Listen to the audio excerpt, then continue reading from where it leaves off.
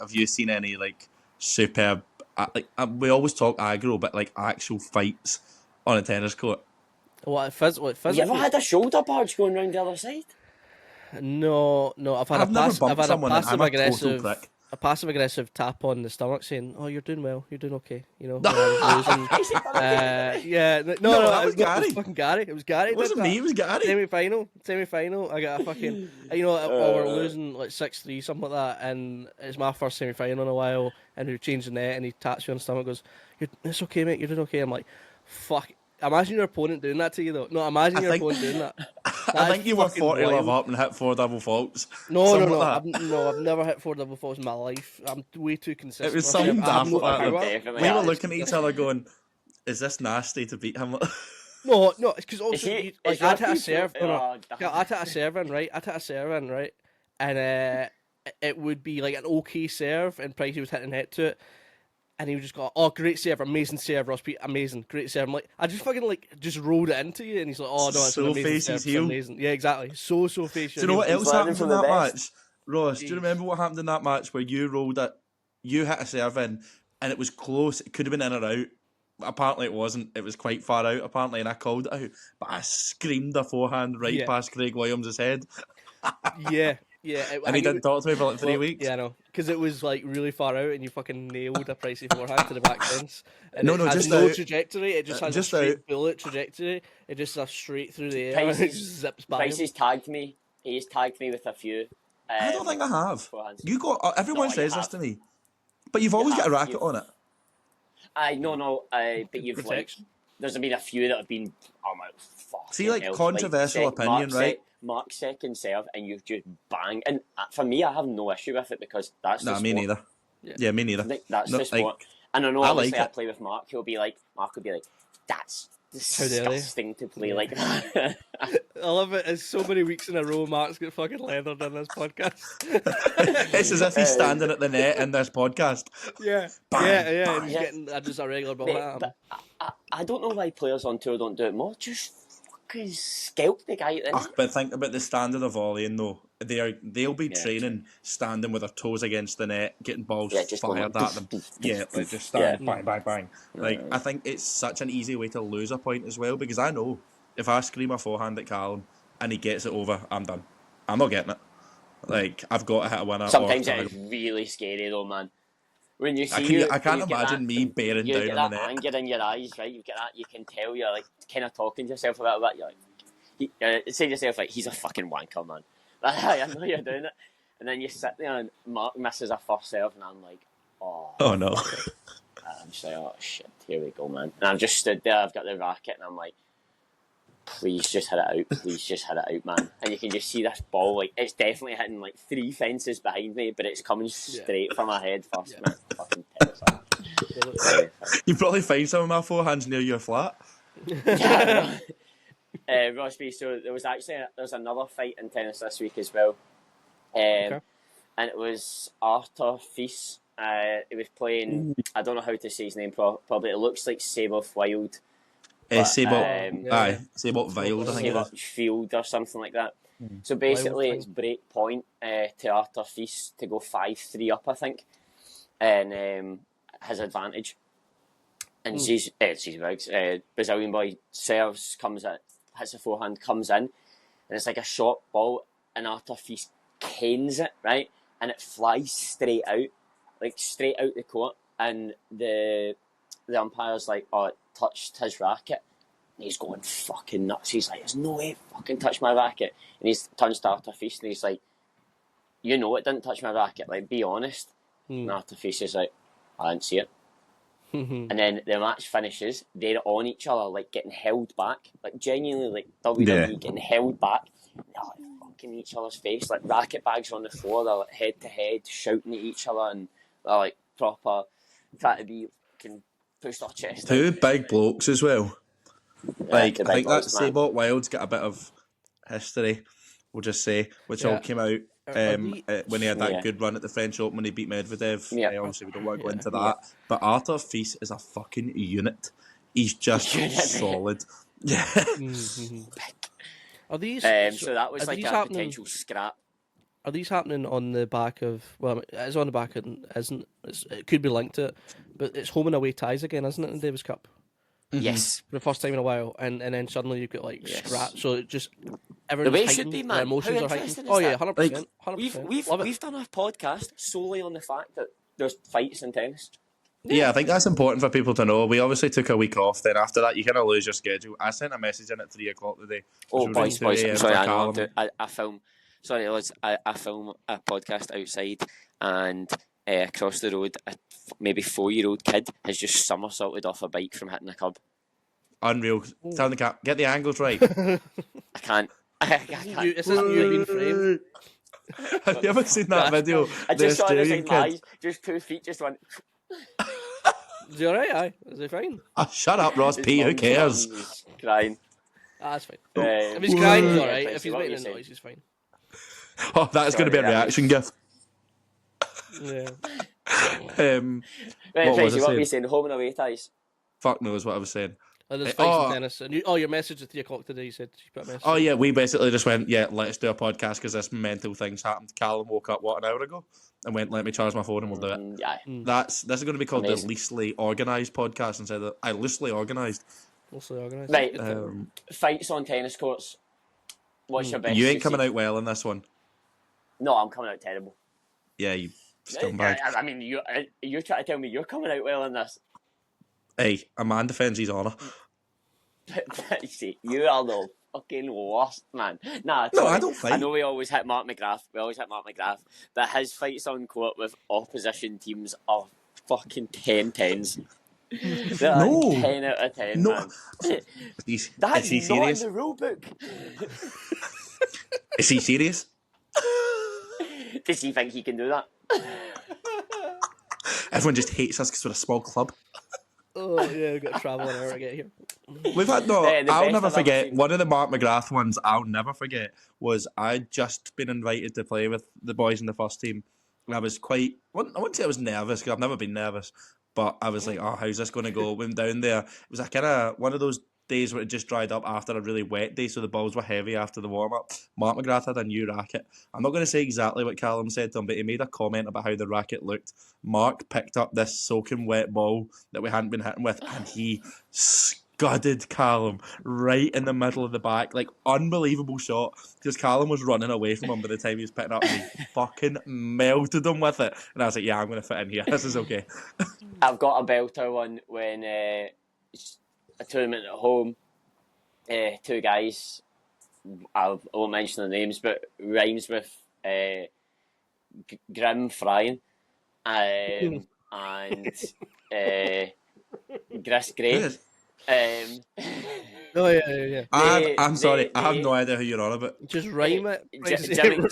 Jim and Chris. And they played a match Chris? once. This is Chris Fay. RVD. Played a match once, and they actually fought on court. I fought my till this first court.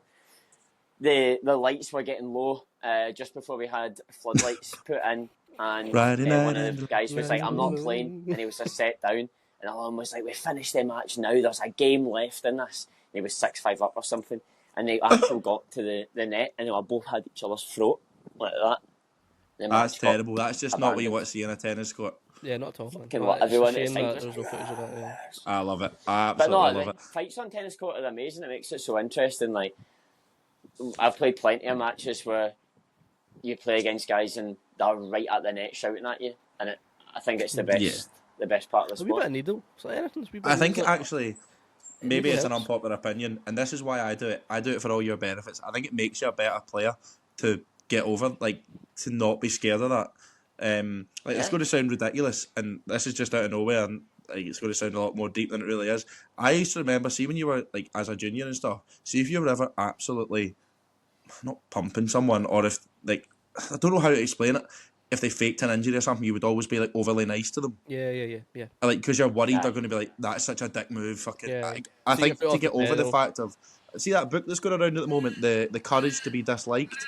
That should be my fucking book. Like, that's what it's all about. Yeah, mate, it's important. Like, you know my favourite part of tennis is, see when you're in a fucking tight match, see when you're against teams that are like every time they win a point, high five, come on, and then in your face, like, yes, come on, right? And then, like, say you play a big point and you win it, and say that you win a chance tiebreak and you turn around and you've not done one come on the whole time you win it, you're just like, God! And then you know it's just a base that's like, fuck you across the I don't do that. I'm not into that. See if you're playing a team though, or someone, probably more happening doubles. First of all, what the fuck is that noise? Calm. Yeah, is that like a snake that talks or something? What is that? Yeah, what is that animal noise? Can you not hear that, Calm? It's like because he's got his earphones in, he can't. There's a bird like going ha it's ha a really behind you. Noise it's the birds here. Yeah, but it's like they sound like they're like nasal problems. Like, yeah, I don't know. I think they've just got an Aussie accent. Yeah. But see if you're playing a team, and they're doing your nothing like that, right? And they're like over celebrating every point or whatever. Yeah. If they're over celebrating a point, and you're playing this team. If you get a smash on top of the net or a smash, are you trying to aim away from them, or are you ever a moment where you're like, I'm gonna fucking nail this guy? Feet. Never a moment you're like, I'm gonna nail him. Always feet. I'm gonna hit their feet. Yeah. Smashing into the ground every time. When I cross at the net, and I cross basically every point, so I'm just fucking sprinting from side to side. Every time I get on that ball, I'm trying to hit the net player. Yeah. Oh, 100%. Take time away from them. Always the best. You know what I love doing though? See when you've got such an easy ball on the top of the net and they're serving, and you hit the ball away at a horrible angle, so they have to go and get it. That's just peak. That's what I hated about playing one this season. I didn't win very many matches, but you don't get much of a chance to be an arsehole because there's always a fence right next to you. Mate, I played a guy on Saturday, total wanker, right? Every time, say he was serving, it was obviously really hot, so I understand. But every time he was serving, and they only play with 2 balls out here, right? So you have half a ton of balls. Yeah. So no one gets more than a match has 2 balls. It's about fucking cheap. Right. That is stinking. Yeah. Why have you never mentioned that? Yeah. That is horrible. So, say he's missed the first serve, and then we've played the second serve, and we played the point, and I hit the serve over to him. When the ball got to him, he would hit it away into the corner of the court, and he would just walk at 1 mile an hour over to the corner of the court. You used to do that 40 degrees when you were losing, and I'd be like, mate, please hurry up. And he would come back, and he would bounce, and he'd look up at the sky, and I was just like, this is killing me here, man. But he was obviously just being a wanker about it. It's just like, man. You got to respect it though at the end. Mate, you've got to respect sometimes to win. You have to be the bad guy, man. To be fair, I've never seen Ross P lose his head, other than you went through this like 3-week period when you must have smashed about 6 rackets. But I've never actually seen that. Perth, he was on like, see, what's that that song? The guy sang with the suicide hotline number. What was that? Oh. What was that song? I don't know a song for it. Nah. The song. What was it called? You've lost me. Was it Lil Uzi Vert or something like that? And he sang the. Well, I think that might have. I don't think that was totally self-reflected. I don't know whose partner was that day, but I could just remember his partner always. To be fair, mate, I can hold my hands up and say sometimes I can be a nightmare, but I could have done nothing that day. I was actually I was just laughing. Yeah, I know because I was expecting. Like, see, if I look back on that match from how I played, I knew it was so bad that Callum was actually pretty friendly on the court. Because it was like so bad that you can't do anything about it. It wasn't like 1 or 2 points I've missed, and you're like, oh, fuck's sake. The first point was the best. Oh. What happened? Because we were playing on that it was like the bounciest hard court. Oh, it's horrible court. It was rubber. Yeah, it was a rubber court. It like bounced over your head. The first serve, Ross P on the forehand side, there's like, good game, lads, good game. Yeah, cheers. And I was like, come on, Ross, let's do this. Guy hits a kick serve, first serve, and it bounces over the top of Ross P, and he just does this.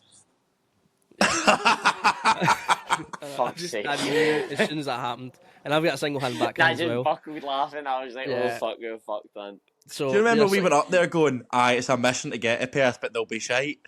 Yeah, we weren't expecting the semi-finals. Yeah, I know. It's because we played Alcaraz. Like, there's a guy with a spitting image of Alcaraz. He had the same mannerisms. He looked exactly like him. He was unreal. But that day was not just my worst tennis performance. I think it could be the worst of all time in terms of like that level of like you're playing except a match and you can play okay. One incredible point. What? Yeah, thank you for remembering that because I was going to. Everyone bring it up. Was like, "Fuck, the guy can actually play." It was unbelievable. That's the thing. It was like that's why I think it's like the worst because if you could play a little bit and you have that low level, that is like the worst of all time because you think, what is actually going on here? And it was amazing. It was a terrible place to go, Ross, being have a bad day just with the state of the courts and how good they were. Exactly. But it was one of the best nights I've ever had. Oh, they were so fun. It ended well. It ended okay. Yeah, there was a good ending to the night. That was the main reason. Do you think we could enter Fort Matilda into the Australian Cup and come out and have a night out? That was the main reason for going. That was the main reason. We had an overnight in Perth. Terrible away tie. Yeah, terrible. But it was the main reason was for a night out. Basically, that's how we yeah. it. But the actual on-court stuff was fucking terrible. I think a lot of the time when you play doubles as well, obviously not on tour, but for us, the arguments and the fights are actually with your partner, especially with mine and Price's.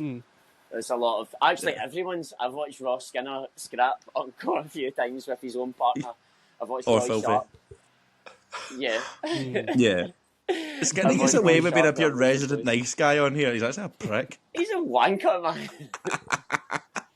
Nah, I think as well because what we play. Terrible. I think what we play is so like intimate. We play each other when we train. We play each other in fun tournaments. We play each other in the leagues together. We play against each other in local tournaments. Everything is so. We're all in group chats together. It's toxic and I love it. It's so toxic. It's the best thing ever, man. It's open season for everything because we're all so close with it all. It's like you can pretty much say whatever.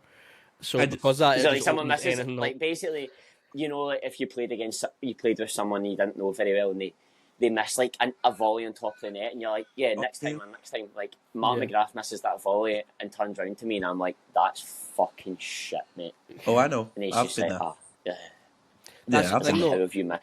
But I'm getting it back as well. I'll miss a backhand return, and I'll cross and miss, and Mark will turn around and go, "You can't cross for the rest of the match." Oh, rather than away, man. That was my worst match ever, and I was playing with Cal. I nearly got banned from tennis. No, but it's all. Do you know what? I wouldn't say. You see, see in our tennis chat, like you know, you have like body clocks, and you wake up. Oh, I always wake up 2 minutes before my alarm. I always look at my phone, and it's like 8 minutes past 10. I'm sure there'll be a Bruno rant in here by now. And then Callum and Bruno are talking about egos. I was better than you. I played Andy Murray. That's my legacy. What's yours? Oh, unbelievable. There's at least once a week on there, I think. It's so good. It's been too long, so we had to have a little scrap. Yeah, I think to wrap it up here, what we should do is let's put up a poll or like a question on Instagram and Twitter, and tell us all of your like most heel or scrap, like big scrap, because we are not. Let's do it. Cards on the table. We are not tennis podcasters. We are 5 blokes who love tennis. This is what we want to hear is the bad side of tennis, because that's what's going to make it more fun for people. Yeah. Give us the chat, man. This is exactly what we want. Yeah, so the real amateur side of it. What actually happens? We should do like a tennis phone in. Yeah. Ross P. That's money. Yeah, I'll look at that as well. Lads, we're 30 minutes into a 10-minute podcast. Yeah. Oh, shit, so well. I'll probably have to call it a day at that. I'm happy. What an effort. Last minute Colin. And we will be back again next week. Please, Colin. Hopefully, I think we're changing the way the podcast is going. We're just talking fucking bollocks the whole time. Yeah, so much better. This is how we did. Do you remember our original days doing this? Yeah, I know. Yeah, I don't care who wins Doha and stuff like that. No, because I was looking at it today, I was like, I had no idea who won. I looked on Instagram. Felix won a tournament today, and I was like, I don't give a fuck. Don't tell Skinny. Yeah, I know, but that's what we were. I think we changed the name. Loosely Strung's done. We'll go some controversial name now, so people know what we're here for. Well, loosely, because we are sort of loosely strung, if you know what I mean, like loosely in the head tennis. A wee bit. We're on it. Anyway, it's been a pleasure, folks. Yeah. Boys, I'll see you at some point. Bye.